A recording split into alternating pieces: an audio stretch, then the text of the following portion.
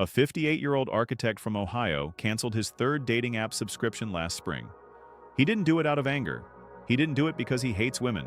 He did it because he realized something. He was tired. Not tired of life. Tired of the effort that dating demanded from him. Tired of the pressure to perform. Tired of the endless swiping, the awkward first dates, the conversations that went nowhere. He chose peace. And he's not alone. Across America, a quiet revolution is happening among men over 50. They're not running away from love. They're running towards something they've never had before. Control over their own lives. Let me give you the numbers that explain this shift. According to the Pew Research Center, among adults aged 50 to 64, about 30% are not married or living with a partner. And what's interesting is that many of them aren't particularly looking to change that status anytime soon. This isn't a temporary phase. It's a fundamental shift in how men view relationships after a certain age. For decades, the assumption was that single men were lonely, incomplete, waiting to be saved. That assumption has been proven wrong. These men aren't waiting. They've already saved themselves. Here's what that shift looks like on the ground. A 62-year-old man in Arizona tried dating apps for 6 months. He went on about 10 dates. Every single one felt like a job interview. He's not wrong. Dating apps force people to market themselves like a product. For men who've spent decades building a life, the idea of reducing themselves to a few photos and a witty bio feels ridiculous. He told a friend, "I'm not a product. I'm not a profile. I'm a person." He deleted the apps and hasn't looked back. The financial reality for men over 50 is stark. Divorced men over 50 suffer an average 21% fall in their standard of living, compared to just 7% for women. For women, there are social safety nets, support networks, alimony.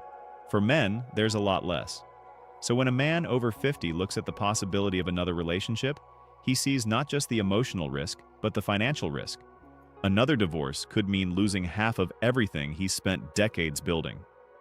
A 58-year-old man put it bluntly, "I work too hard for what I have to give it away to someone who might change their mind in 5 years." That's not bitterness, that's practicality. After a certain age, men become more protective of their assets. They've seen friends lose homes, lose savings, lose retirement accounts. They've decided they're not going to be next. A 63-year-old man whose wife died 5 years ago tried dating again. He couldn't do it.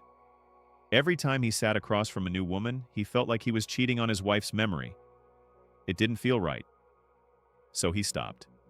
Grief is a powerful thing. For many men, the loss of a partner doesn't just end a relationship. It ends the desire to have any relationship ever again. Then there's the physical reality.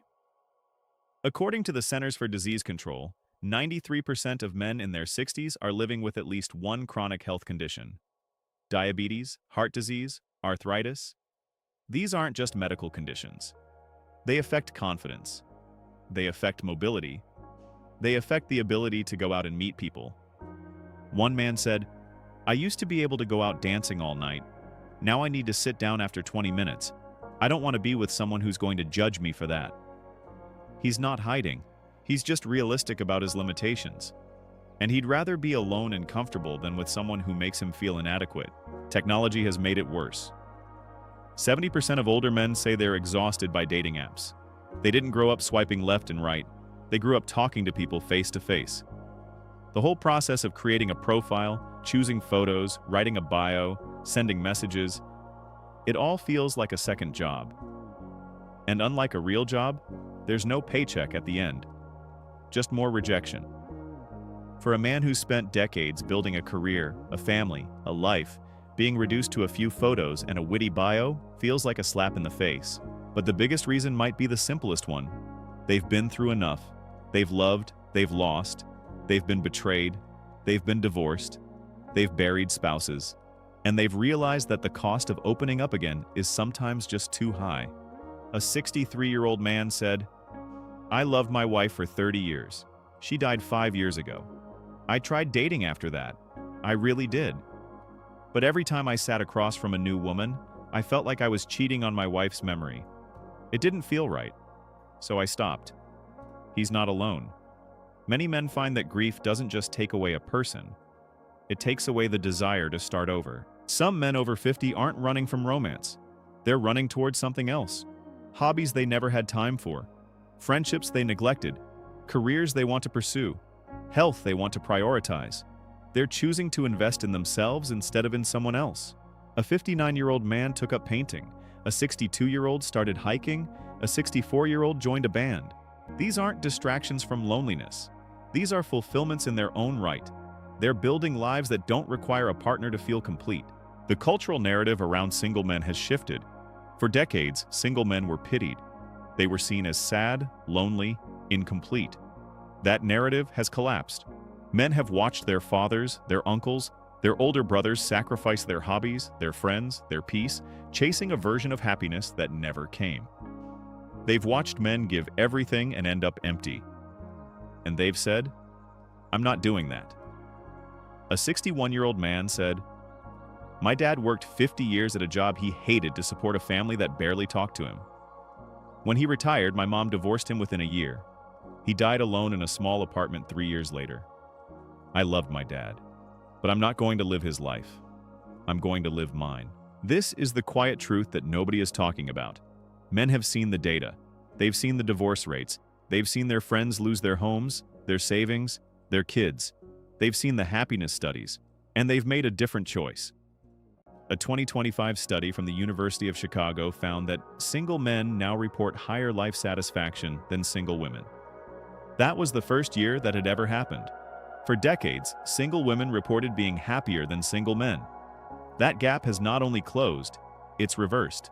Why? Because men have built lives they actually enjoy. A 33-year-old man in Nashville said, "I used to think I needed a girlfriend to be happy. I would chase women, get rejected, feel miserable. Then one day I realized I was spending all my energy trying to get someone to like me, and none of it trying to like myself. So I stopped. I started running. I started cooking. I started reading. Now I wake up and my day is full of things I actually want to do. If someone comes along, great. If not, I'm still good." That's the shift. Men have stopped tying their happiness to whether someone chooses them. They've started tying it to whether they're living a life they're proud of. A 2026 report from the American Psychological Association found that single men report lower levels of stress than married men. Not slightly lower, significantly lower. Married men reported higher levels of financial stress, relational stress, and time pressure. Single men reported more freedom, more autonomy, and more time for themselves. This isn't about marriage being bad. It's about the old assumption that men are happier when they're coupled, being proven wrong. For many men, the opposite is true. Men over 50 have had enough experience to know what they want and what they don't want. They've had enough relationships to know the difference between love and obligation. They've had enough heartbreak to know what they're willing to risk. And for many of them, the answer is not that much. A 64-year-old man said, "I'm not against love. I'm against the idea that I need love to be happy. I am happy, right now, alone. If someone adds to that happiness, great. But I'm not going to sacrifice the happiness I already have for the promise of something that might not work out." That's the real reason men over 50 choose peace over romance. Not because they don't want love, but because they've found something better. Peace, freedom, control over their own lives. And once you taste that, it's very hard to go back. A 62-year-old man said, "I spent the first half of my life trying to be what other people wanted me to be. Now I'm spending the second half being what I want to be. And what I want to be is happy. Not performing, not pretending, just happy." He's not alone. Millions of men over 50 have made the same choice. They've chosen peace over romance. And they're not looking back.